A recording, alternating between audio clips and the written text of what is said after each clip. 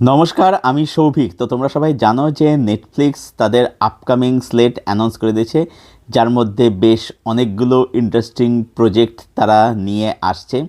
তার কিছু টিজার, কিছু অ্যানাউন্সমেন্ট তারা রিলিজ করেছে আর কি। সেগুলো একটা রিভিউ আমি করবো আর কি।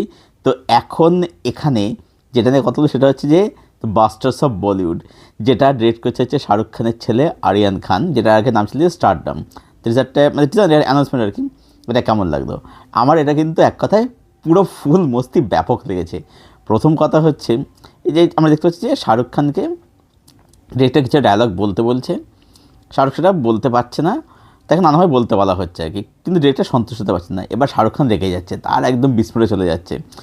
তারপর যখন ডায়লগটা বলছে যখন, তখন দেখা যাচ্ছে যে আরান খান ডিরেক্টর চেয়ারে বসে আছে, কি সে বলছে যে ক্যামেরা রোল করা হয়নি। তখন ছেলেকে তাড়া করছে, তখন ছেলে বলছে বেটে হাত লাগাতে চাইলে বাপ জামাদের, যেটা ওটাকে প্যারোডি করে বলছে আর কি।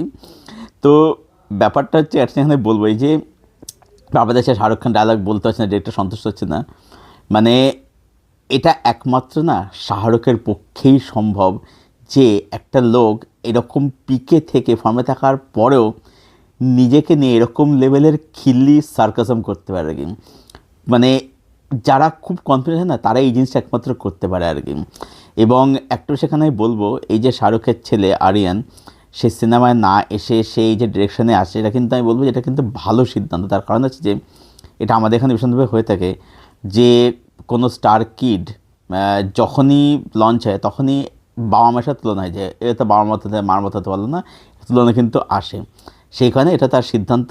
ঠিক আছে, দেখা যাক কাজটা কীরকম বানায়, সে বলিউডকে কীভাবে দেখায়, নিরপেক্ষ দেখায় নাকি বলিউডকে নেগেটিভ দেখায়, সেটা দেখার মতো বিষয় হবে। তো আমি তো অপেক্ষা রইলাম এই কাজটা দেখার জন্য, যার নাম হচ্ছে বাস্টার বলিউড। তো তোমাদের কি ওপিনিয়ন অ্যানাউন্সমেন্টটা দেখে? যেটা আমার এক কথায় দারুণ লেগেছে, ব্যাপক লেগেছে। ডেফিনেটলি সেটা কমেন্ট করে শেয়ার জানাও। এবং এরকম আরও সস পেতে চাইলে প্লিজ সাবস্ক্রাইব সিনেগানি YouTube channel. Thank you so much, bye by.